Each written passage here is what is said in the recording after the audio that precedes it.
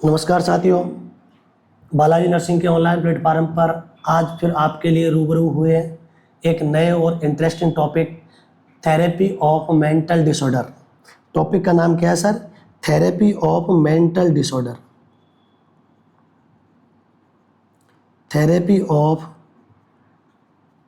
Mental disorder. ठीक है, आगे बात समझ में। मेंटल डिसऑर्डर की थेरेपी किसकी सर? मेंटल डिसऑर्डर की थेरेपी मतलब किसके बारे में पढ़ेंगे सर?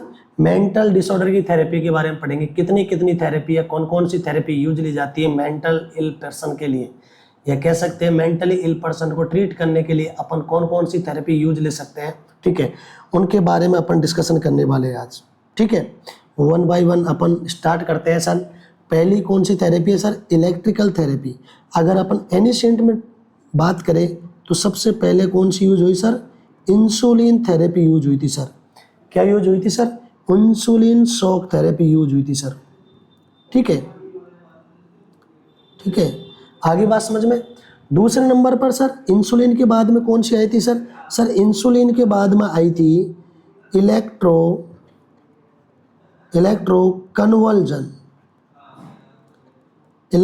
Conversion therapy. ठीक है, यहाँ तक क्लियर है। उसके बाद नेक्स्ट फर्स्ट एंटीसाइकोटिक ड्रग आई थी 1952 में, कौन सी? क्लोरोप्रामाजीन। तब क्या नई थेरेपी डेवलप हुई? क्या सर? साइकोफार्माकोलॉजी। क्या सर? साइकोफार्माकोलॉजी। आगे बात समझ में। साइकोफार्माकोलॉजी। ठीक है, यहाँ तक क्लियर है। और जनरली कौन सी थेरेपी यूज ली जाती है सर? जनरली थेरेपी यूज ली जाती है सर साइकोथेरेपी। कौन सी सर? साइकोथेरेपी। यहाँ तक मेरे हिसाब से आप समझ गए होंगे। कह सकते हैं सर, हम बात कर सकते हैं इसके बारे में। सर ये आई थी 1927 में। कब आई थी सर? सबसे पहले थेरेपी यूज की गई सर इंसुलिन शॉक थेरेपी। कब आई थी सर? 1927 में। उसके बाद डेवलप हुई है सर इलेक्ट्रिकल थेरेपी। क्या नाम है सर उसका? ECT, electro conversion therapy. मतलब कन्वर्जन लाने के लिए इलेक्ट्रिकल इम्पल्सेस देने वाली थेरेपी। ये कब आई थी सर? 1938 में आई थी। ठीक है, यहाँ तक क्लियर है। उसके बाद आई है सर साइकोफार्माकोलॉजी। साइकोफार्माकोलॉजी रिवोल्यूशनरी कब हुई थी सर? जब फर्स्ट एंटीसाइकोटिक ड्रग डिस्क्राइब हो गई थी सर 1952 के बाद में। कब सर? 1952 के बाद में। ठीक है, और साइकोथेरेपी क्या है सर? ये एनिशिएंट, या कह सकते हैं बहुत ही प्राचीन थेरेपी यूज आ जा रही थी, बहुत पहले से यूज आ रही थी। ये 4 प्रकार की थेरेपी का डिस्कशन करेंगे अपन सर। किसमें? 4 प्रकार की थेरेपी का डिस्कशन करेंगे सर। किसमें सर? साइकोथेरेपी के अंदर। ठीक है, आगे बात समझ में। आगे बढ़े। अपन ने इंसुलिन शॉक थेरेपी के बारे में थोड़ा सा डिस्कशन कर लिया। ठीक है, अब लेते हैं सर कौन सी? Electro conversion therapy. कौन सी sir? Electro conversion therapy use ले रहे सर। क्या कह सकते हैं सर इसको? सर इसको कह सकते हैं सर ECT। ठीक है, क्या कह सकते हैं सर? सर हम ECT कह सकते हैं सर। ठीक है, क्या कह सकते हैं सर? ECT कह सकते हैं सर। ECT बोले तो सर पूरा नाम क्या है सर इसका? अगर पूरे नाम की बात हो, या कह सकते हैं ECT की फुल फॉर्म किसे कहते हैं सर? ECT कहेंगे sir electro conversion therapy. Electro conversion therapy. यहाँ तक क्लियर है। अपन डिस्कशन कर रहे हैं सर ECT के बारे में। किसके बारे में डिस्कशन कर रहे हैं sir? ECT, electro conversion therapy के बारे में बात कर रहे हैं। ठीक है, यहाँ तक मेरे हिसाब से आप क्लियर होगा। ठीक है, ECT क्या है सर? इलेक्ट्रिकल इम्पल्सेज यूज हो रही है सर। इम्पल्सेज यूज हो रही है सर। कौन सी सर? इलेक्ट्रिकल। कौन सी सर? इलेक्ट्रिकल इम्पल्सेज यूज हो रही है सर। किसके लिए यूज हो रही है सर? To produce scissor. किसके लिए सर? To produce scissor. समझ में आ गई? मतलब सीजर प्रोड्यूस कराने के लिए इलेक्ट्रिकल इम्पल्स से दी जाती है आर्टिफिशियली, मतलब सीजर इंड्यूस करवा रहे हैं, उस थेरेपी को किस नाम से जानते हैं सर? उस थेरेपी को जानते हैं सर इलेक्ट्रो कन्वर्जन थेरेपी। यहाँ तक क्लियर है? आगे बढ़े सर, क्यों करवा रहे हैं हम सीजर प्रोड्यूस? क्या जरूरत पड़ गई सर हमें सीजर प्रोड्यूस करवाने की? इलेक्ट्रो कन्वर्जन थेरेपी की जरूरत क्यों पड़ गई या क्या पर्पज है? पर्पज आप समझ गए सर, पर्पज है हमारा क्या? पर्पज है हमारा क्या सर? क्या प्रोड्यूस करवाना है सर हमको? सीजर प्रोड्यूस करवाना है। तो सर सीजर प्रोड्यूस क्यों करवाना है? ठीक है, सीजर प्रोड्यूस क्यों करवाना है? ठीक है, सीजर प्रोड्यूस करवाना है। आगे बात समझ में? यहाँ पर अपन देखते हैं, जैसे कि अपन ने बात की है कि स्पोरेडिकली पेशेंट देखे गए, वहाँ पर कुछ पेशेंट को क्या हुआ सर? कुछ पेशेंट को सीजर आया और उसके बाद नॉर्मल कंडीशन हो गई। जैसे कि अपन ने किस में देखा था सर? जैसे कि अपन ने देखा था सर इंसुलिन थेरेपी में। किस में देखा था सर? इंसुलिन थेरेपी के बारे में डिस्कशन किया था। उस टाइम अपन ने देखा था कि कुछ कुछ जगह सीजर आए पेशेंट को, उसके बाद नॉर्मल हो गए। इंसुलिन शॉक थेरेपी थोड़ी लीथल थी, या कह सकते हैं उसके कॉम्प्लिकेशन मेजर थे, इस कारण से उसको डिसकंटिन्यू की और उसका अपग्रेडेड वर्जन आया था सर क्या? ईसीटी। क्या देखा गया सर? यहाँ पे देखा गया कि कुछ कुछ पेशेंट अचानक से सीजर एक्टिविटी होती है उनके अंदर और उसके बाद वो नॉर्मल हो जाते हैं। ठीक है, कुछ पेशेंट के अंदर सीजर एक्टिविटी आती है और उसके बाद क्या हो जाते हैं सर? वो उसके बाद नॉर्मल हो जाते हैं। इसी कॉन्सेप्ट में डेवलप हुई थी सर इलेक्ट्रो कन्वर्जन थेरेपी। यहां तक क्लियर है सर? मतलब साइंटिस्टों ने सोचा कि क्यों ना हम भी बाहर से इंड्यूस करवा के उसको थेरेपी दें। ठीक है, इसी कॉन्सेप्ट पर डेवलप हुई है सर हमारी कौन सी? Electro conversion therapy. मतलब आर्टिफिशियल इंड्यूस करवा रहे हैं, बाहरी एनवायरनमेंट के थ्रू इंड्यूस करवा रहे हैं। क्या सर? सीजर एक्टिविटी इंड्यूस करवा रहे हैं। क्यों करवा रहे हैं sir? After seizure activity patient की जो कंडीशन थी वो मिनिमाइज हुई है, ये कई कंडीशनों में बिल्कुल ठीक हो गई। ठीक है, यहाँ तक क्लियर है? यहाँ तक क्लियर है? आगे बढ़े सर, किसने दी थी सर ये ईसीटी? डिस्क्राइब करने वाले कौन थे सर? सर कौन थे? यूगो सेरलेटी। यूगो सेरलेटी कौन थे सर? Ugo Cerletti and Bini. Ugo Cerletti and Bini ये कौन थे सर? सर इटालियन न्यूरोसाइकेट्रिस्ट थे सर। कौन थे सर ये थे इटालियन न्यूरोसाइकेट्रिस्ट। Italian neuropsychiatrist. ठीक है, यहां तक क्लियर है? सर कब डेवलप हुई है सर? हमें बताओ डेवलप कब हुई है सर? आप सबको पता सर 1938 में डेवलप हुई थी सर। कहाँ डेवलप हुई थी सर? एट द रोम में डेवलप हुई है सर, एट द रोम। मेरे हिसाब से यहाँ तक पूरी चीज़ आप क्लियर है। पढ़ क्या रहे सर? पढ़ रहे सर हम थेरेपी ऑफ मेंटल डिसऑर्डर। कौन कौन सी थेरेपी यूज ली थी sir? Insulin shock therapy use ली थी सर। उसके बाद सर इंसुलिन शॉक थेरेपी थोड़ी लीथल थी, इस कारण से इंसुलिन शॉक थेरेपी का डेरिवेटिव या कह सकते हैं उसी कॉन्सेप्ट पर एक नई थेरेपी का यूज हुआ, या एक नई थेरेपी यूज ली गई, उसका नाम है सर इलेक्ट्रो कन्वर्जन थेरेपी। यहाँ तक क्लियर है? क्या नाम है सर? Electro conversion therapy. ठीक है, कब आई थी सर? 1938 में आई थी सर। और कौन सी थेरेपी यूज लेते हैं सर? साइको फार्माकोलॉजी यूज लेते हैं सर, साइको फार्माकोलॉजी। ठीक है, यहाँ तक क्लियर है? उसके बाद और कौन सी थेरेपी यूज ले सकते हैं सर? सर साइकोथेरेपी यूज ले सकते हैं। ये 4 टाइप की थेरेपी अपन मेंटल डिसऑर्डर में मेंटली इल पर्सन को ठीक करने के लिए यूज लेते हैं। उनमें से एक थेरेपी पढ़ रहे हैं अपन सर, कौन सी? Electro conversion therapy. Insulin shock therapy के बारे में अपन ने डिटेल डिस्कशन पहले कर चुके हैं। ठीक है, यहाँ पर अपन किसके बारे में पढ़ रहे हैं sir? Electro conversion therapy. Sir क्या करते हैं सर? इलेक्ट्रिकल इम्पल्स से सीजर प्रोड्यूस करवाते हैं सर। सर किसने प्रोड्यूस करवाया था सर? सबसे पहले किसने यूज ली थी sir? Ugo Cerletti and Binni ने यूज ली थी सर। कहाँ के रहने वाले थे सर? ये इटालियन के रहने वाले थे, इटली के रहने वाले थे सर। कब यूज हुई थी सर? 1938 में। कहाँ यूज हुई थी सर? सबसे पहले सर रोम में यूज हुई थी। यहाँ तक अपन को बता के चलना है ओवरव्यू। किसके बारे में सर? ईसीटी के बारे में। ठीक है, नेक्स्ट डिस्कशन कर रहे हैं सर, इसके अंदर कितना करंट इंपल किया जाता है, कितने टाइम ड्यूरेशन के लिए, करंट कितना पास होता है सर? सर सीजर आते हैं तो कितने टाइम ड्यूरेशन के सीजर आते हैं, कौन कौन सी फेज गुजरती है सर उसमें, उसके बाद क्या क्या कंडीशनें आती है, अपन को क्या क्या प्रिकॉशन रखना है, कौन से इंडिकेशन है इसके, कौन से कॉम्प्लिकेशन है, कुछ साइड इफेक्ट है, वो सब अपन डिस्कशन करेंगे किसमें, इलेक्ट्रो कन्वर्जन थेरेपी में। ठीक है, क्या सर कितना वोल्टेज पास होता है सर, कितना वोल्टेज पास होता है सर, कितना वोल्टेज का करंट चाहिए सर, कितना वोल्टेज का करंट चाहिए सर, अपन को चाहिए सर 90 से 150, कितना सर 90 से 150 वोल्टेज का करंट चाहिए सर। सर हमें तो एक लाइन में बताओ, या कह सकते हैं एक डाटा बताओ, तो लिख लो बेटा एवरेज 110, एवरेज लिख लो सर 110, 110 वोल्टेज का करंट अपन एवरेज कह सकते हैं सर किस में, सर ईसीटी में करंट यूज करते हैं। कितना वोल्टेज का सर, 440 का नहीं भाई, 440 में मर जाएगा पेशेंट।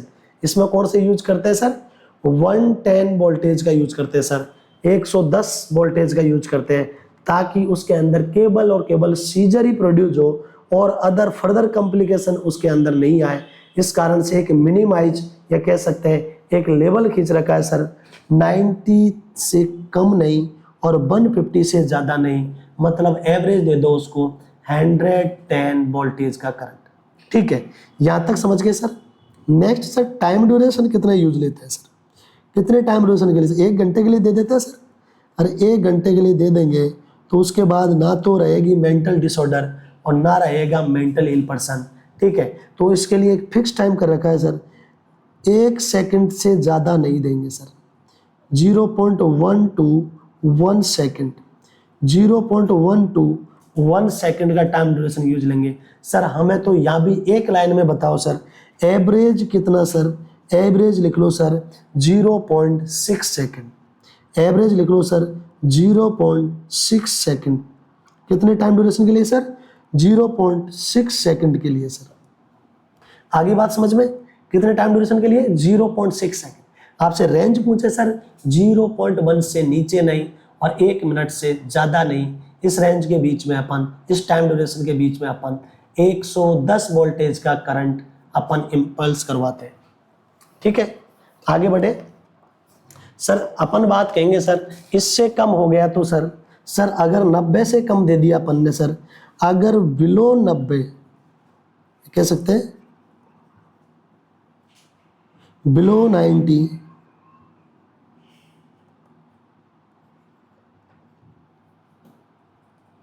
क्या कह सकते हैं sir, below 90 voltage, below 90 voltage current are use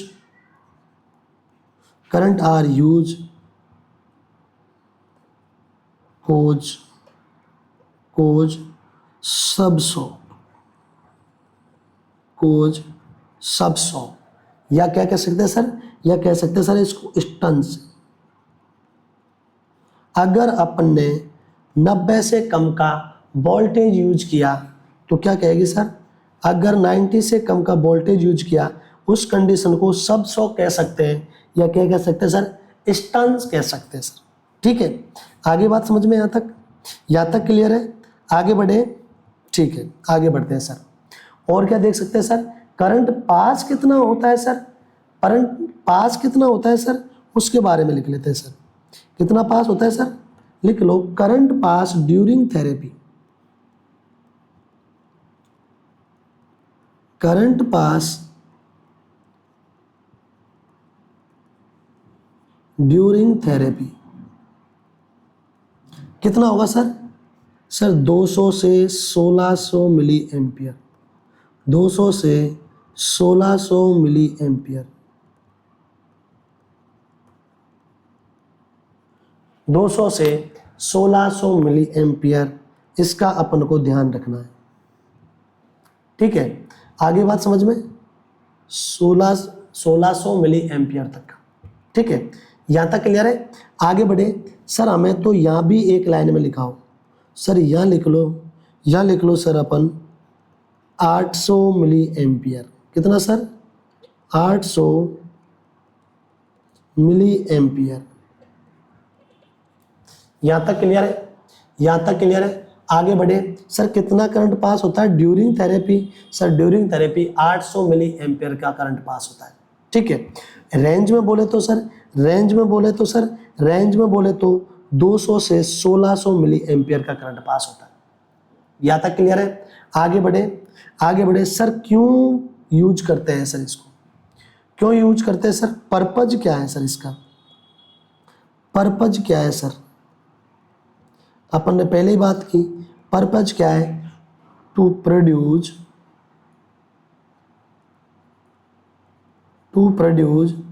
generalise scissor.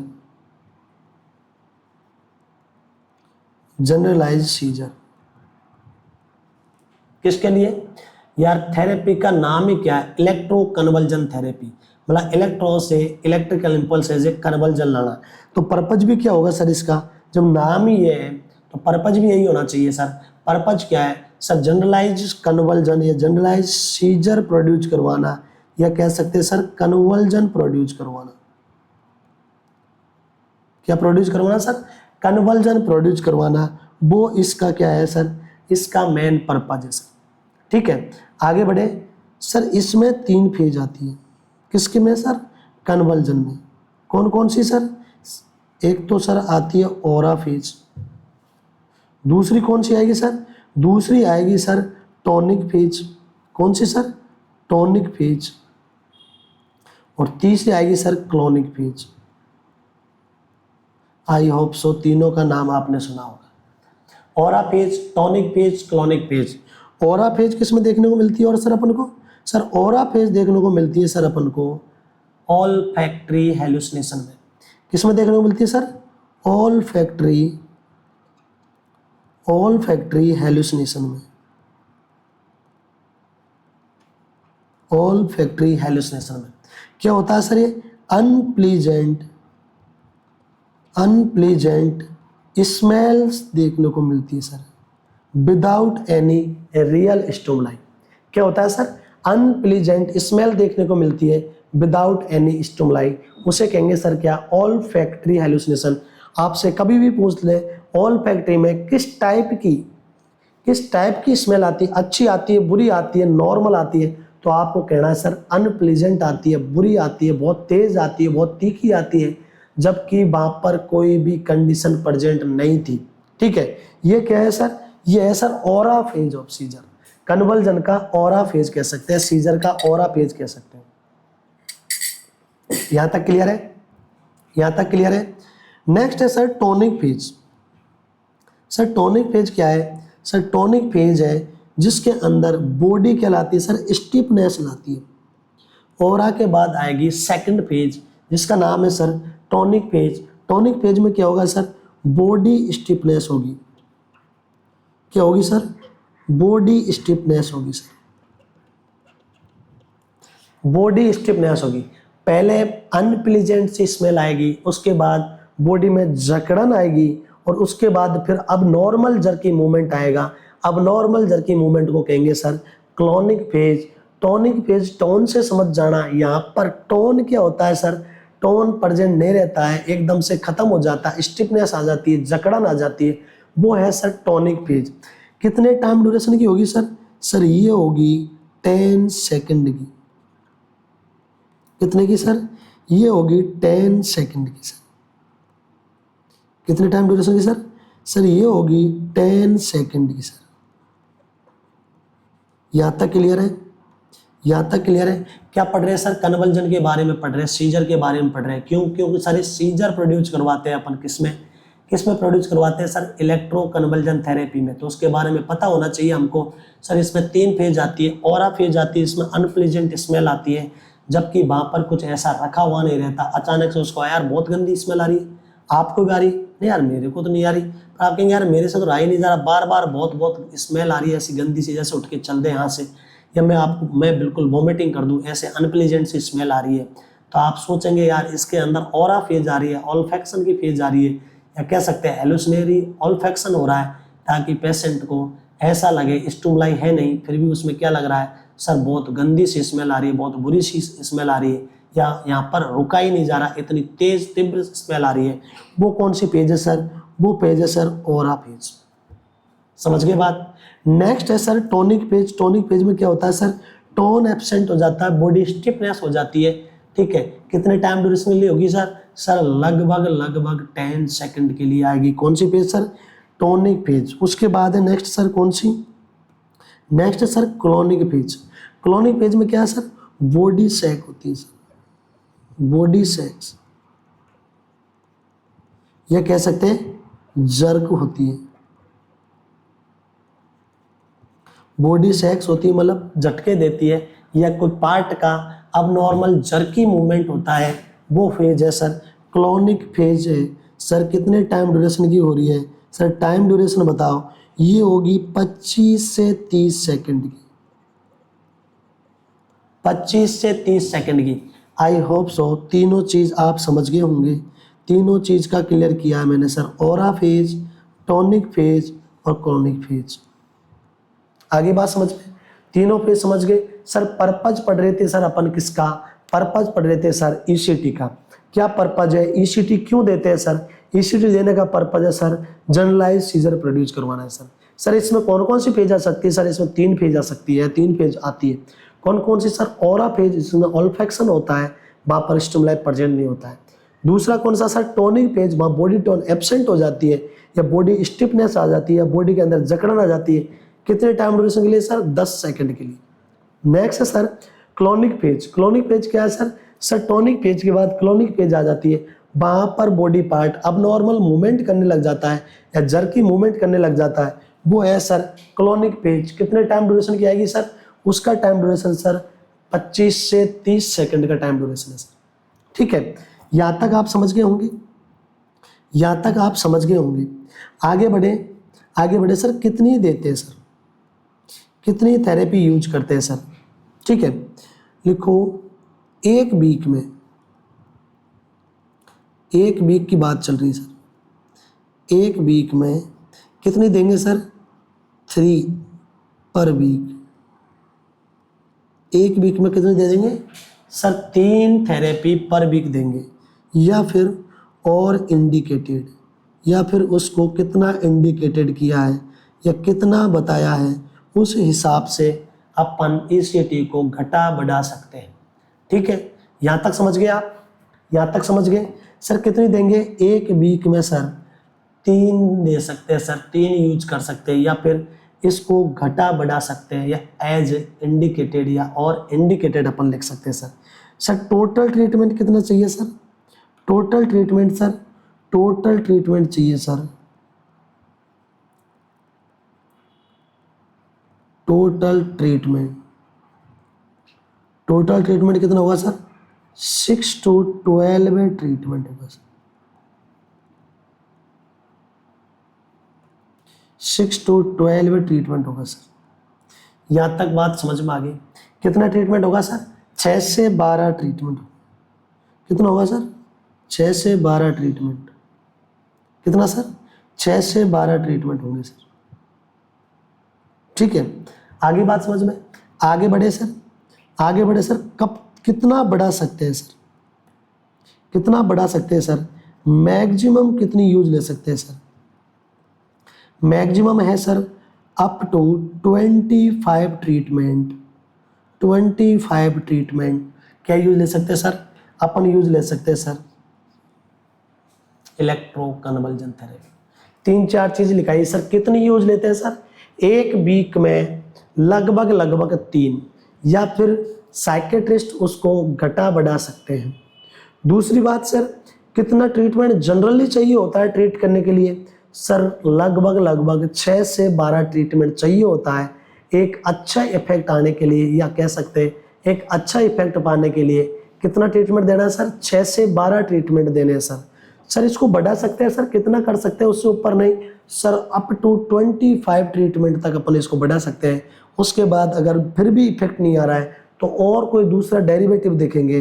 ठीक है, किसके साथ साथ सर? ईसीटी के साथ साथ। आगे बढ़े, यहाँ तक क्लियर है सर? यहाँ तक क्लियर है सर? इसकी मैकेनिज्म ऑफ एक्शन देखते हैं सर। इसकी क्या मैकेनिज्म ऑफ एक्शन है सर?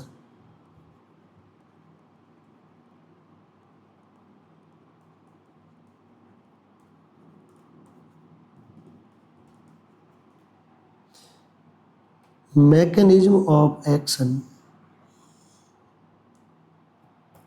ये क्या है सर? Mechanism of action. ठीक है, आगे बात समझ में। मैकेनिज्म ऑफ एक्शन अपन इसमें देखते हैं। ठीक है, आगे बढ़े। एग्जैक्ट क्या है सर? एग्जैक्ट अननोन है सर। कैसे काम करते हैं ये क्या है सर? अननोन है सर। लेकिन हम ये देखेंगे सर काम कहाँ हो रहा है और किस प्रकार का काम होता है और किस न्यूरोट्रांसमीटर पर इफेक्ट डालता है, वो हम समझने की कोशिश करेंगे सर। सबसे पहले अप्लाई करो इलेक्ट्रोड्स को। क्या करते हैं सर? इलेक्ट्रोड को अप्लाई करो sir. Apply electrode, apply electrode sir. इसमें क्या हो सकता है सर? चेंजेज लाएगा कहाँ? प्रोडक्शन में। किसके प्रोडक्शन में सर? न्यूरोट्रांसमीटर के प्रोडक्शन।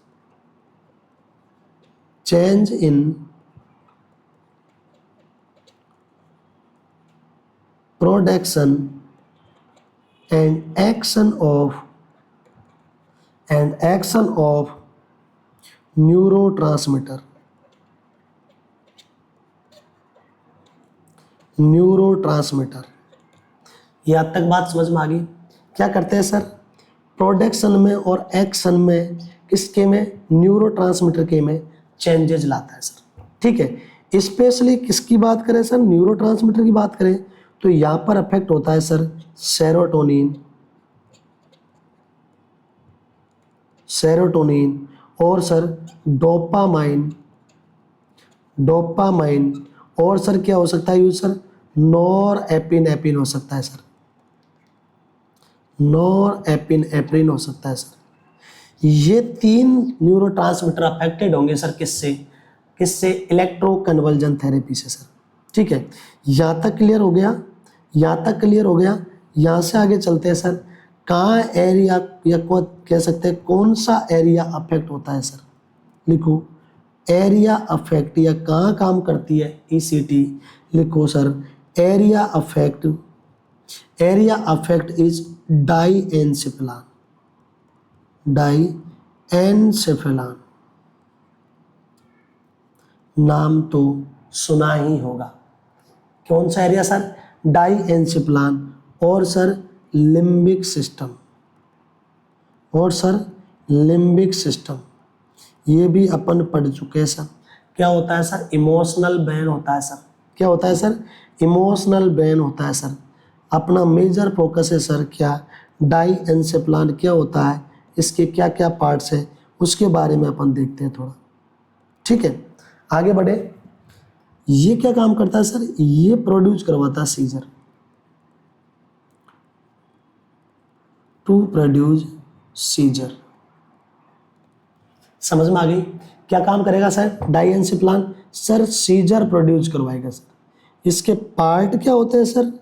पार्ट के बारे में लिखो सर। पार्ट क्या है सर इसके? पार्ट लिखो सर थैलेमस, मतलब थैलेमस के पूरे part. Thalamus, hypothalamus, hypothalamus, एपीथैलेमस,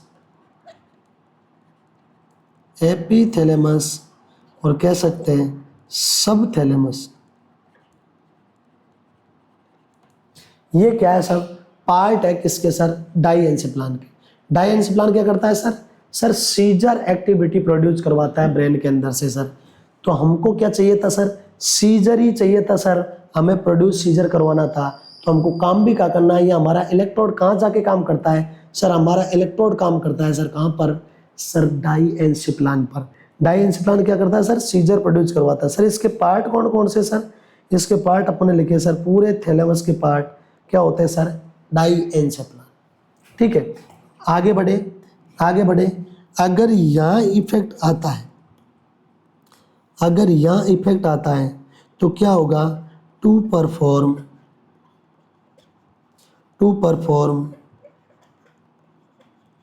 generalised seizure, to perform generalised seizure. ठीक है, यहाँ तक क्लियर है? आगे बढ़े। आगे बढ़े, यहाँ तक मेरे हिसाब से चीज़ क्लियर हो गई होगी आप, ठीक है। आगे बढ़े, इसके बाद क्या होगा सर, सबसाइड हो जाएगा disturbance, subside the disturbance of neurotransmitter, disturbance of neurotransmitter, neurotransmitter, ठीक है। और क्या कह सकते हैं सर, या तो सबसाइड हो जाएगा, या कह सकते हैं sir decrease, decrease the disturbance, कह सकते हैं sir decrease the disturbance of neurotransmitter. आगे बात समझ में क्या होगा, या तो सर सबसाइड हो जाएगा डिस्टरबेंस किसका सर, न्यूरोट्रांसमीटर का, या कह सकते हैं सर जो डिस्टरबेंस हुआ था वो मिनिमाइज हो जाएगा, वो कम हो जाएगा। और यही तो अपन चाह रहे थे, क्या कह रहे हैं, प्रॉब्लम क्या हो जाएगी, नॉर्मल हो जाएगी या फिर डिक्रीज हो जाएगी।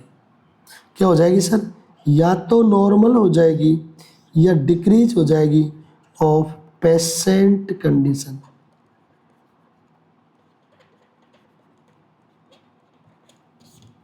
आई होप सो समझ में आ गई होगी, मैकेनिज्म ऑफ एक्शन समझ में आ गया होगा।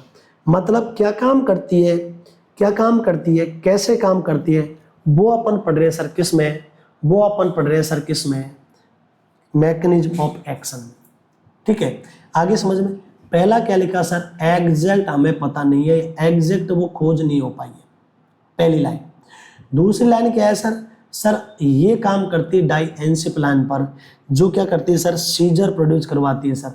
और किस पे काम करती है सर, और लिम्बिक सिस्टम पे काम करती है, जो हमारा इमोशनल ब्रेन कहलाता है, वो इन्हीं सब पूरी एक्टिविटी को बैलेंस करता है, ठीक है। वहाँ पर काम किया इलेक्ट्रिकल इम्पल्सेस से, वो क्या करेगा sir, mainly dopamine, serotonin, non epinephrine जो न्यूरोट्रांसमीटर है उनके डिस्टर्बेंस को क्या करेगा सर, नॉर्मल करेगा, उनके डिस्टर्बेंस को नॉर्मल करेगा। तो सर क्या होगा सर, नॉर्मल करते उनका डिस्टर्बेंस मिनिमाइज हो जाएगा या कम हो जाएगा, और अपनी जो डिस्टर्बेंस हुआ था ट्रांसमीटर का वो ठीक हो जाएगा। जैसे उनका डिस्टर्बेंस ठीक हुआ है सर, पेशेंट की कंडीशन भी क्या हो जाएगी सर, नॉर्मल हो जाएगी। ये क्या पढ़ा सर, हमने पढ़ा है सर मैकेनिज्म ऑफ एक्शन किसकी सर, ईसीटी की। यहाँ तक क्लियर है। आगे बढ़ते हैं सर, टाइप क्या क्या है सर इसकी, टाइप क्या क्या है सर, लिखो type of ECT, type of ECT, ठीक है। सबसे पहले मैं समझा देता हूं आपको, ईसीटी डायरेक्ट और इनडायरेक्ट, या कह सकते हैं मॉडिफाइड, दो भागों में इनको तोड़ा है। कौन सा, डायरेक्ट और इनडायरेक्ट, दो टाइप है सर किसके, दो टाइप है सर किसके, किसके, ईसीटी के। इनडायरेक्ट को ही हम मॉडिफाइड कहते हैं सर, यह कह सकते हैं सर एडवांस, ठीक है। दो प्रकार से मैंने बताई है, ये दो चीजें होती है, या कह सकते हैं दो टाइप है सर किसके, सर ईसीटी के। या तो डायरेक्ट होगी या इनडायरेक्ट होगी, मॉडिफाइड होगी या एडवांस होगी, ठीक है। डायरेक्ट ईसीटी क्या है उसके बारे में थोड़ा समझ लेते हैं अपन। पहला है डायरेक्ट, डायरेक्ट के अंदर क्या सर, सर एनेस्थीसिया और मस्कुलर रिलैक्सेशन यूज नहीं करते सर। क्या है सर, अगर मैं जनरल बात करूं सर किसकी, ईसीटी, तो ईसीटी अप्लाई करेंगे उससे पहले सबसे पहले तो एनबीएम रख दिए, क्या रख दिया सर, एनबीएम रख दिया सर 4 से 6 हॉर्स पहले, एनबीएम बिफोर 4 to 6 हॉर्स, ठीक है। नेक्स्ट आगे बढ़े सर, क्या दे दिया सर, एट्रोपिन सल्फेट दे दी सर, एट्रोपिन सल्फेट दे दी सर। आगे समझ में क्या दे दी सर, एट्रोपाइन सल्फेट दे दी सर। कितना पहले sir, before 30 minute, before 30 minute. उसके बाद में क्या करते हैं सर, सर उसको अप्लाई करते हैं सर, अप्लाई इलेक्ट्रोड। यहाँ तक बात आ गई समझ में। फिर क्या होगा sir, seizure activity, seizure activity. फिर क्या होगा सर, फिर होगा सर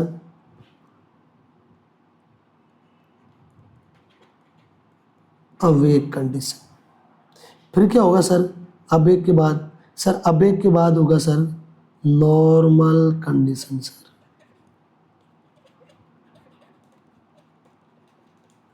मेरी बात समझते हुए चलना सर, ठीक है। दूसरा क्या है सर, एट्रोपिन सल्फेट है सर, ठीक है। तीसरा क्या है सर, इलेक्ट्रोड अपन को अप्लाई करने हैं सर, ठीक है। नेक्स्ट क्या है सर, सीजर एक्टिविटी प्रोड्यूस होगी सर। नेक्स्ट क्या है सर, अवेक कंडीशन में आ जाएगा बाद में। नेक्स्ट क्या है सर, नेक्स्ट क्या है सर, पेशेंट की नॉर्मल कंडीशन हो जाएगी। नेक्स्ट क्या है सर, पेशेंट की नॉर्मल कंडीशन हो जाएगी। ये क्या है sir, direct method of ECT. क्या है sir, direct method of ECT. किसके बारे में पढ़ रहे हैं सर, सर हम पढ़ रहे हैं डायरेक्ट मेथड ऑफ ईसीटी। यहाँ तक कोई कंफ्यूजन? मैं बता रहा हूँ डायरेक्ट ईसीटी क्या होती है, इनडायरेक्ट ईसीटी क्या होती है। इनडायरेक्ट ईसीटी या मॉडिफाइड ईसीटी की क्या जरूरत पड़ गई, क्योंकि पहले डायरेक्ट दे रहे थे तो इसमें क्या कॉम्प्लिकेशन आई या कोई कौन सी कमी रह गई जिसके कारण से अपन को क्या लानी पड़ गई सर, मॉडिफाइड ईसीटी लानी पड़ गई। वो हम डिस्कशन कर रहे हैं सर, ठीक है। आगे बात समझ में। सर पेशेंट को एनबीएम रखा है यहाँ पर। उसके बाद सर एट्रोपिन सल्फेट देते हैं। क्यों देते हैं सर, सिक्रेशन को डिक्रीज करने के लिए sir, decrease secretion, decrease secretion. कितनी देर पहले देते हैं सर, 30 मिनट बिफोर देते हैं सर, ठीक है प्रोविजन। उसके बाद इलेक्ट्रोड अप्लाई करेंगे सर, तो उसमें सीजर एक्टिविटी आएगी। अब ये कंडीशन में आएगा, बाद में सीजर एक्टिविटी बाद नॉर्मल हुआ, नॉर्मल बाद रिकवरी पोजीशन दी, उसको ठीक किया थोड़ा सा, ठीक है। उसके बाद में अब एक कंडीशन में आ जाएगा। उसके बाद देखेंगे उसकी कंडीशन क्या हो गई, नॉर्मल हो गई। ये हो गया सर कौन सा sir, direct method of ECT या डायरेक्ट टाइप ऑफ ईसीटी, ठीक है। यहाँ तक क्लियर है सर। यही जरूरत थी तो इनडायरेक्ट की अपन को जरूरत कहाँ पड़ गई सर, यहाँ देखा गया सर पेशेंट को लाया और डायरेक्ट उसके ऊपर दवाई देके ईसीटी इंट्रोड्यूस करवा दी सर। यहाँ पर डेवलप हुई सर सीवियर लेवल की एंजाइटी। क्या डेवलप हुई सर, सीवियर लेवल की एंजाइटी। समझते हुए चला सर। और सर अपन ने इलेक्ट्रोड्स लगाए, ज़्यादा अपन ने ध्यान दिया नहीं, एनेस्थीसिया दिया नहीं सर, फ्रैक्चर का चांस बढ़ रहा था सर। किसका चांस बढ़ रहा था सर, सर फ्रैक्चर का चांस बढ़ रहा था सर, ठीक है। नेक्स्ट सर अपन ने इतना ज़्यादा इस पे ध्यान दिया नहीं, ऑक्सीजन वगैरह पे ध्यान दिया नहीं, डायरेक्ट आया दी, वो सीजर में गया तो गया, उसको उठाया, वेट करेंगे सर नॉर्मल कंडीशन होगा, उसके बाद नॉर्मल हो गया तो ठीक है। सर ब्रेन के अंदर इलेक्ट्रिकल इम्पल्सेज की वजह से, ठीक है, या कह सकते हैं प्रॉपर रेस्पिरेशन नहीं होने की वजह से कमी आएगी ऑक्सीजन की, उसको कहेंगे सर हाइपोक्सिया।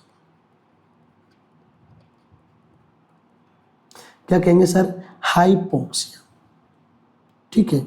ये 3 मेजर कॉम्प्लिकेशन आए थे सर, किसके सर, डायरेक्ट ईसीटी के सर। किसके आए थे सर, डायरेक्ट ईसीटी की।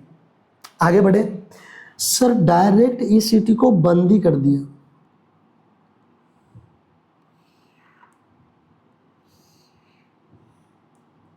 डायरेक्ट ईसीटी को बंद ही कर दिया गया सर, ठीक है। यहां पर समझना, डायरेक्ट ईसीटी को बंद ही कर दिया गया सर। कब बंद कर दिया गया सर, आफ्टर 2070 2070 ECT कौन सी डायरेक्ट इज बैन परमानेंटली।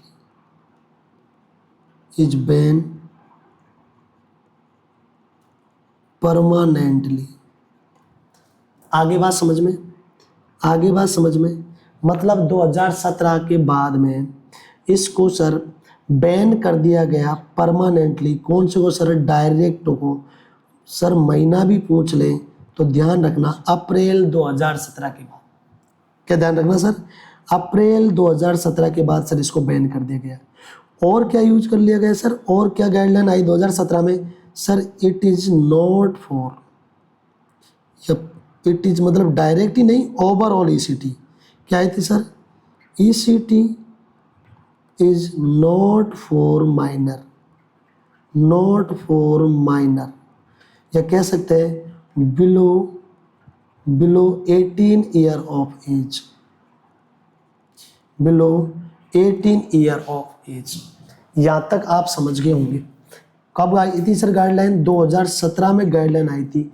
उनके तहत डायरेक्ट ECT को परमानेंटली बैन कर दिया गया और पूरी ओवरऑल ECT माइनर्स के लिए बैन कर दी गई। ठीक है, कब से सर? अप्रैल 2017 से। और क्या देखा सर? मस्कुलर रिलैक्सेंट, क्या देखा सर? मस्कुलर रिलैक्सेंट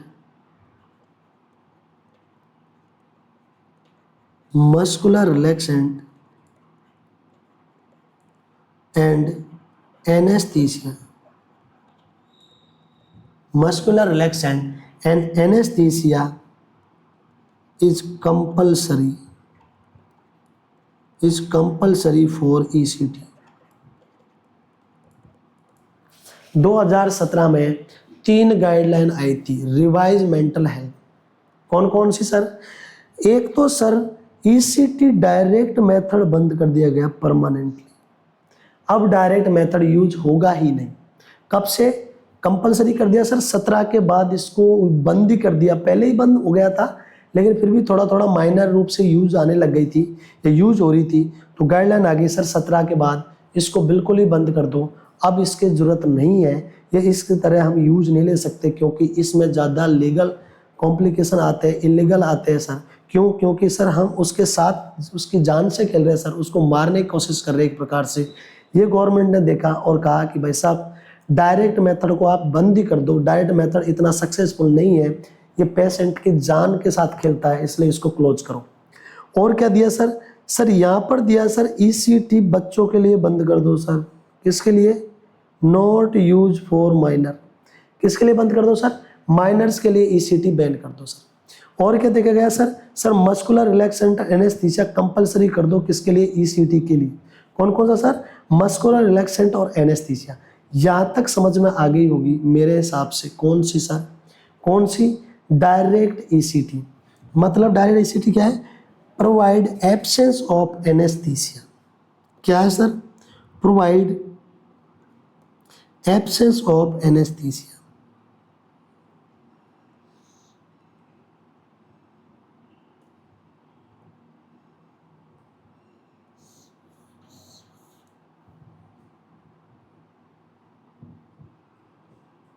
ठीक है, provide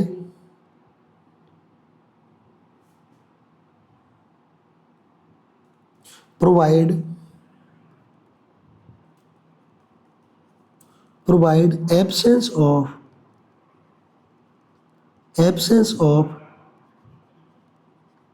anesthesia and muscular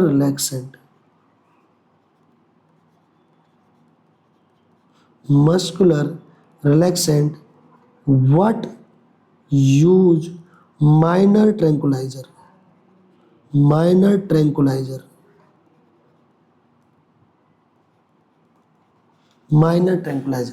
example कौन सा सर? डाइजीपाम। ट्रैंकुलाइजर मतलब ट्रैंकुलाइजर ऐसी मेडिसिन या कोई भी यूज ले सकते हैं जिसके अंदर उसको मिनिमाइज करे या उसकी एक्टिविटी को क्या करे, काम करे या रिलैक्स करे वो ट्रैंकुलाइजर यूज लिया गया कौन सी फेज में सर, माइनर अमाउंट में यूज लिया गया। एग्जाम्पल बताया डाइजीपाम, मतलब क्या है सर, क्या है सर, डायरेक्ट ईसीटी क्या है सर, वो लिखाया मैंने। डायरेक्ट ईसीटी क्या है sir, provide absence of anaesthesia, provide absence of anaesthesia and muscular relaxant but use minor tranquilizer, it is known as direct type of ECT। I hope सो ये बात समझ में आ गई होगी, ये बात आपके अंदर क्लियर हो चुकी होगी। ठीक है, आगे बढ़े, नेक्स्ट बढ़े सर। नेक्स्ट है इनडायरेक्ट या कह सकते हैं सर मॉडिफाइड। नेक्स्ट कौन थी सर, इनडायरेक्ट या कह सकते हैं सर मॉडिफाइड, या कह सकते हैं सर मॉडिफाइड। ठीक है, मतलब without presence of anaesthesia and muscular relaxant अपन क्या कह रहे थे सर, डायरेक्ट मेथड कह रहे थे सर। तो उन दोनों चीजों को जोड़ दिया जाए तो ये क्या हो जाएगी सर, इनडायरेक्ट हो जाएगी। क्योंकि अपन ने देखा सर कॉम्प्लिकेशन क्या आ रहा था सर वहां पर, कॉम्प्लिकेशन क्या आ रहा था सर वहां पर। अगर कॉम्प्लिकेशन की बात करें सर, कॉम्प्लिकेशन की बात करें सर, कॉम्प्लिकेशन देखो सर क्या आ रहा था वहां पर, कॉम्प्लिकेशन आ रहा था सर फ्रैक्चर, क्या आ रहा था सर, फ्रैक्चर आ रहा था सर। और क्या आ रहा था सर, एंजाइटी आ रही थी सर, एंजाइटी आ रही थी सर। और क्या आ रहा था सर, और क्या आ रहा था सर, फ्रैक्चर, एंजाइटी और हाइपोक्सिया। तीन चीजें उसके अंदर आ रही थी सर। किसके अंदर, डायरेक्ट के अंदर आ रही थी सर। इनडायरेक्ट में क्या करते हैं सर, इनको रिजॉल्व करते हैं सर, इनको ठीक करने की कोशिश करते हैं सर। कैसे ठीक करेंगे सर, फ्रैक्चर के लिए यूज करने लग जाएंगे sir muscular relaxant, muscular relaxant, समझ में आ गई। एंजाइटी के लिए यूज करेंगे सर एनेस्थीसिया, एनेस्थीसिया वो भी सर कौन सा सर, जनरल। कौन सा यूज करेंगे सर, जनरल यूज करेंगे। माइनर तो डायरेक्ट में भी यूज हो रहा था लेकिन इतना ज़्यादा उसका इफेक्ट नहीं आ रहा था, मतलब यह जनरल एनेस्थीसिया यूज लो किसके लिए, एंजाइटी के लिए। नेक्स्ट क्या सर, हाइपोक्सिया। हाइपोक्सिया को कैसे ठीक करें सर, सर O2 थेरेपी दो सर, O2 थेरेपी दो सर। ये तीन चीज़ें अपन ने ऐड कर ली सर, मस्कुलर रिलैक्सेंट, एनेस्थीसिया और O2 थेरेपी। किसमें सर, मॉडिफाइड में यूज कर ली। मतलब कह सकते हैं सर मॉडिफाइड थेरेपी के लिए कह सकते हैं सर, ये क्या है sir, used commonly in present time, in present time. आगे बात समझ में, प्रेजेंट टाइम कॉमनली यूज होती है कौन सी sir, direct ECT. Next sir इसमें दोनों तीनों चीजें लिख दो sir, provide muscular relaxant and anaesthesia, anaesthesia provide muscular relaxant and anaesthesia. ठीक है, किसमें की बात हो रही है सर, मॉडिफाइड की या कह सकते हैं इनडायरेक्ट की। सर हमें और स्पेसिफिक देखना है सर, स्पेसिफिक देखना है तो बात करते हैं सर डायरेक्ट की तरह सर। सबसे पहले NBM रखा, कब सर, वही 4 से 6 हॉर्स पहले।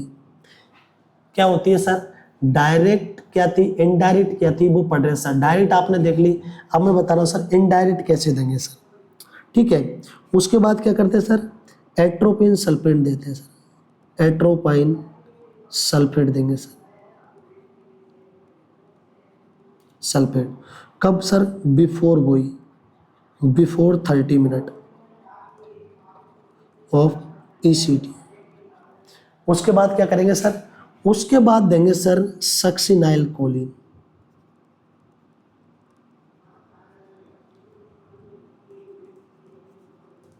Succinyl Colin. ये क्या है सर, मसल्स रिलैक्सेंट है सर। क्या है सर, मसल्स रिलैक्सेंट है सर। उसके बाद देंगे सर क्या, उसके बाद देंगे सर एनेस्थीसिया, उसके बाद देंगे सर एनेस्थीसिया, उसके बाद देंगे सर एनेस्थीसिया।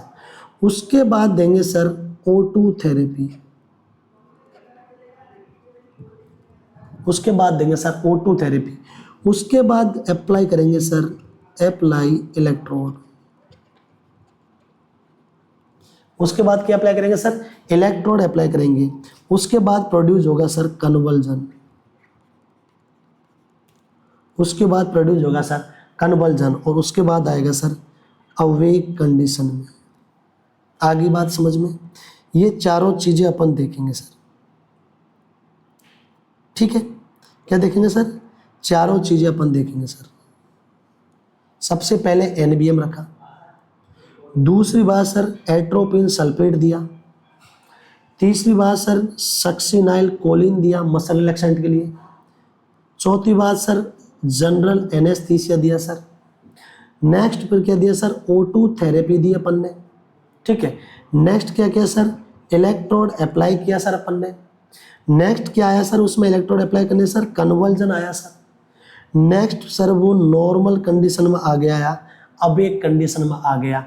अपन ने ये फॉलो किया था सर, ये फॉलो किया था सर, या ये प्रोसीजर देखा था सर किसमें सर डायरेक्ट में सर, किसमें देखा था सर डायरेक्ट में देखा था सर।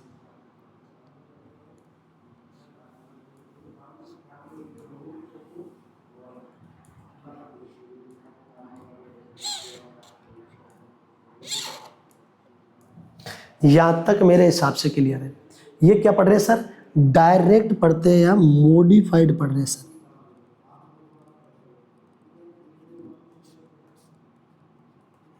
क्या पढ़ रहे हैं sir modified ECT, modified ECT पढ़ रहे हैं सर, ठीक है। बात समझ में आ गई। वहां पर ये दोनों तीनों चीज नहीं थी, सक्सिनाइल कोलिन नहीं था, एनेस्थीसिया नहीं था, और OT थेरेपी नहीं थी। ये क्या हुई है सर प्लस हुई है सर, ये तीनों चीजें प्लस हुई है सर। क्या क्या succinyl Colin anaesthesia O2 therapy, मतलब आप कह सकते हैं जब थेरेपी में succinylcholine as a muscle relaxant, anaesthesia for general anaesthesia to reduce anxiety और O2 therapy to reduce hypoxia are use किया जाता है, या कह सकते हैं इनडायरेक्ट थेरेपी में ये तीनों चीजें यूज की जा सकती है, या और कह सकते हैं सर डायरेक्ट थेरेपी में तीनों चीजें अगर यूज कर ली जाए तो इसी थेरेपी को कह देते हैं सर मॉडिफाइड ECT कह देते हैं सर। क्या कह देते हैं सर मॉडिफाइड ECT कह देते हैं। ये है आपके सामने क्या सर मॉडिफाइड ECT। समझ में आ गई बात।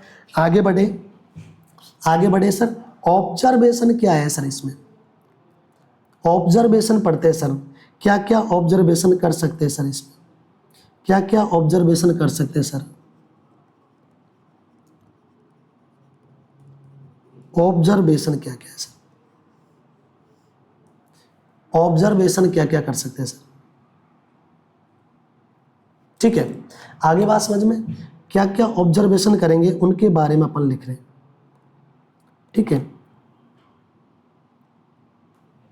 पहला देखते हैं सर इसमें माइल्ड ग्रीमेंस, GRIMACE, माइल्ड ग्रीमेंस। सबसे पहले देखते हैं माइल्ड ग्रीमेंस। माइल्ड ग्रीमेंस में क्या देखते हैं sir facial as a facial pain scale है सर, फेशियल पेन स्केल है सर। समझ में आ गई क्या है सर फेशियल पेन स्केल है सर, ठीक है। यहां तक क्लियर। इसमें पेशेंट शो आउट नहीं करेगा कि उसको क्या क्या प्रॉब्लम हो रही है, लेकिन अपन उसके फेस को एग्जाम ऑब्जर्व करेंगे या पूरी तरह से स्ट्रिक्टली ऑब्जर्वेशन लेंगे कि उसको कोई कॉम्प्लिकेशन तो नहीं हो रहा है, क्योंकि एनेस्थीसिया में मसल रिलैक्सेंट में वो, ठीक है, तो इतना ज़्यादा अपन को एक्शन नहीं दे पाएगा या इतना ज़्यादा कह नहीं पाएगा। तो हमें उसके क्लोजली उसके फेस को मॉनिटर करते रहना है कि इसको कोई मेजर कॉम्प्लिकेशन आ रहा है या सीवियर डिस्कम्फर्ट हो रहा है, ठीक है। तो उसके लिए अपन क्या देखते हैं सर माइल्ड ग्रीमेंस, मतलब थोड़ी थोड़ी सलवटें पड़ जाती है या ऐसी स्ट्रक्चर बढ़ जाती है हाँ फोर हेड पर, जिसको अपन ऑब्जर्व करते हैं, उसे क्या कहते हैं सर माइल्ड ग्रीमेंस। यहाँ तक हो गया सर। नेक्स्ट देखो सर, और क्या कर सकते हैं सर ब्लूफेरोस्पाज्म यूज लेते हैं सर। क्या यूज लेते हैं सर ब्लूफेरोस्पाज्म, ब्लूफेरोस्पाज्म यूज लेते हैं सर। क्या यूज ले रहे हैं सर ब्लूफेरोस्पाज्म यूज ले रहे हैं। ब्लूफेरोस्पाज्म क्या होता है सर,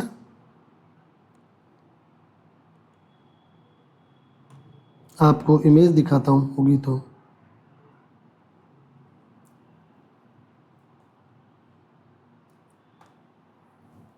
ब्लूफेरोस्पाज्म क्या है, थोड़ा डायग्राम बताने की कोशिश कर रहा हूँ।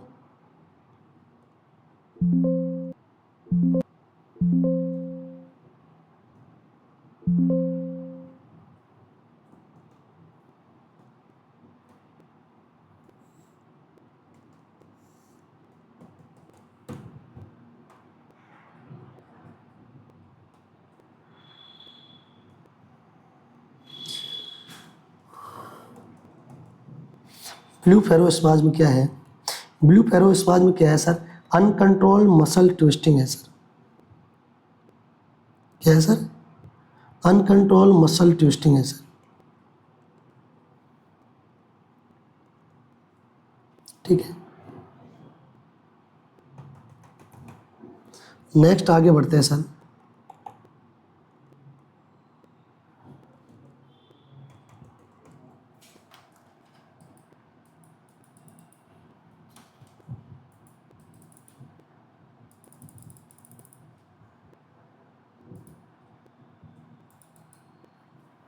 ठीक है, देखने की कोशिश करते हैं sir ब्लूफेरोस्पाज्म।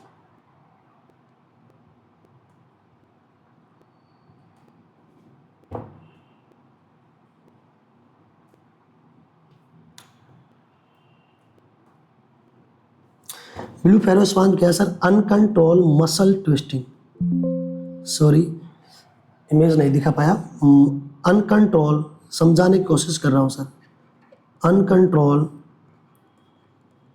Muscle twisting, muscle twisting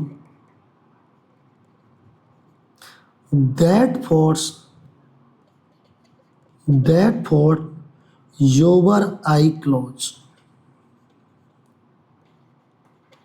आप इसको जरूर देखना सर्च करके, ठीक है, इमेज आप देख सकते हो खुद सर्च करके। क्या होता है सर, अनकंट्रोल मसल ट्विस्टिंग, मतलब ये चेहरा है, यहाँ से वन साइड से एक साइड मसल ट्विस्टिंग होगी जिससे थोड़ा अजीब हो गया, यहाँ थोड़ा खिंच गया, इधर नॉर्मल दिख रहा, इधर बिल्कुल हल्का सा ट्विस्ट हो जाए जिससे कि अपनी आईज क्लोज हो जाए। ये देखने को मिलेगा सर किसमें, ईसीटी के ड्यूरिंग देखने को मिलेगा। उसे क्या कहते हैं सर, ब्लूफेरोस्पाज्म देखने को मिलता है। मतलब क्या नॉर्मल दोनों आई थी, वहां पर अनकंट्रोल मसल ट्विस्टिंग हुई जिससे मेरी आई थोड़ी क्या हो गई सर, एक साइड की क्लोज हो गई है। ये क्या है सर, ब्लूफेरोस्पाज्म। क्या बोला सर, अनकंट्रोल मसल ट्विस्टिंग होती है। क्या होती है सर, अनकंट्रोल मसल ट्विस्टिंग होती है जो क्या करती है सर, अपनी आई को क्लोज करती है, उसे कहते हैं सर ब्लूफेरोस्पाज्म। ठीक है, आगे बढ़े सर। क्या चेक करते हैं सर इसमें चेक करते हैं सर फाइन मूवमेंट। क्या चेक करते हैं सर, फाइन मूवमेंट।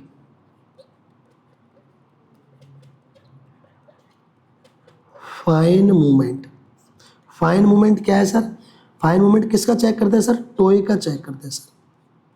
ठीक है, किसके लिए सर, सीएनएस एक्टिविटी चेक करने के लिए सर, सीएनएस एक्टिविटी कंडीशन। समझ में आ गई यहां तक, ठीक है।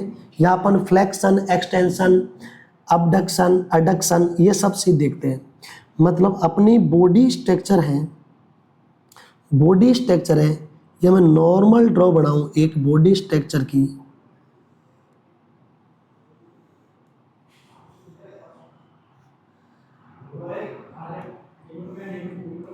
ठीक है, नॉर्मल बॉडी ड्रॉ करूं, ये नॉर्मल स्ट्रक्चर ड्रॉ करूं, मतलब ये बॉडी स्ट्रक्चर है। ठीक है, इसमें अपन एक इमेजरी लाइन खींचते हैं बीच में। ये क्या है, सेंट्रल लाइन है बॉडी की। क्या है सर, सेंट्रल लाइन है बॉडी की। यहां से चीज दूर जाती है तो वो कंडीशन कहलाएगी सर अबडक्शन। क्या कहलाएगी सर, अबडक्शन। यहां नजदीक की ओर आ रही है कोई चीज तो ये कहलाएगी सर एडक्शन। क्या कहलाएगी सर, एडक्शन। ठीक है, अगर ऊपर की ओर जा रही है, ऊपर जा रही है, ये कहलाएगा सर फ्लेक्शन। ये कहलाएगी सर फ्लेक्शन। ठीक है, मतलब उसको पैर थोड़ा मूवमेंट पीछे हो रहा है, ये ऊपर हो रही है पंजा, ये थोड़ा पीछे हो रहा है, फ्लेक्शन फ्री एक्सटेंशन। ठीक है, ये अपन देखते हैं किसमें सर, ये देखने को मिलता है सर किसमें, फाइन मूवमेंट में देखते हैं सर। इसके बाद और क्या ऑब्जर्वेशन ले सकते हैं सर, और ले सकते हैं सर ऑब्जर्वेशन सर अपन क्या ले सकते हैं सर, 2 BP कप मेथड। क्या ले सकते हैं sir, 2 BP cup method, 2 BP cup method.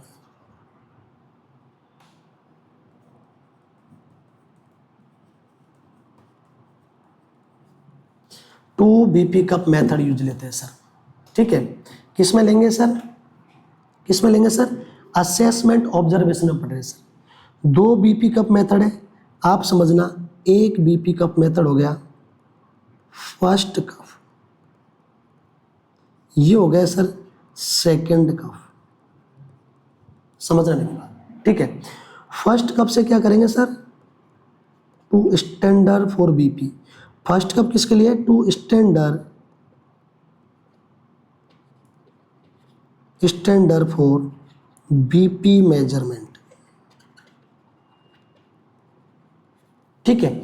जिससे हम नॉर्मली हेड पे लगाएंगे और वहां पर क्या चेक करेंगे सर, BP चेक करेंगे। ये नॉर्मल है, ये कोई से भी अपन को प्रोसीजर में देखने को मिल जाता है, ये तो नॉर्मल है सर। दूसरा BP कप की जरूरत क्या पड़ गई यहाँ पर, समझ में आ गई सर। दूसरे BP कप की जरूरत पड़ गई सर, दूसरा BP कप यूज करेंगे सर कहाँ पर, अपोजिट लिम्ब पर सर। कहाँ यूज करेंगे सर, अपोजिट लिम्ब पर सर।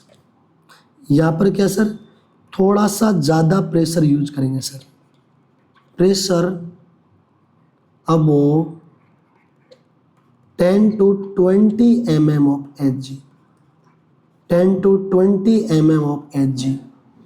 किससे सर, ऑफ नॉर्मल BP से सर, नॉर्मल BP से।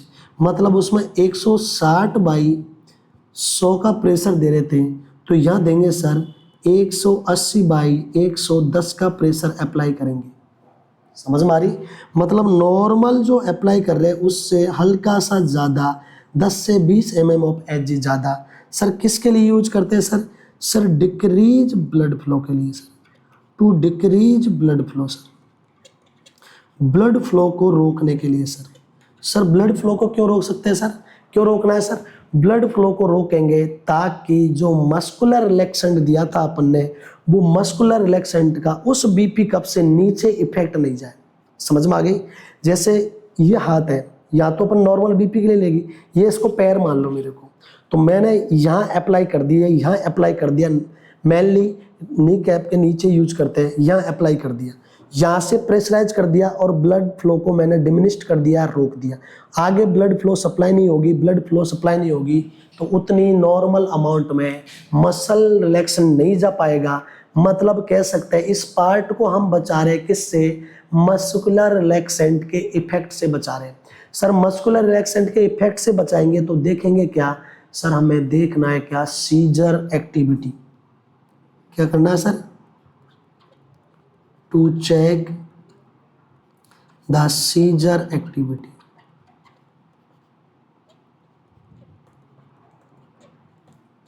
क्या देखना सर, सीजर एक्टिविटी को चेक करना है, क्योंकि मस्कुलर रिलैक्सेंट दे दिया तो वहां पर एक्टिविटी दिखेगी नहीं पूरी बॉडी में। पूरी बॉडी की मसल्स क्या हो चुकी है सर, टॉनिक क्लोनिक फेज आएगी नहीं, रिलैक्स हो चुकी है सर। उस कंडीशन को देखने के लिए BP कप यूज करें ताकि इसका इफेक्ट आगे नहीं, और यहाँ तो अपन को मूवमेंट स्टिफनेस वगैरह अपन को शो हो। इस कारण से क्या यूज करते हैं सर, 2 BP कप यूज करते हैं सर।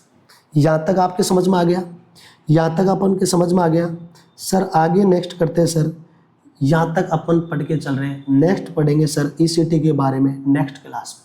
तब तक के लिए नमस्कार।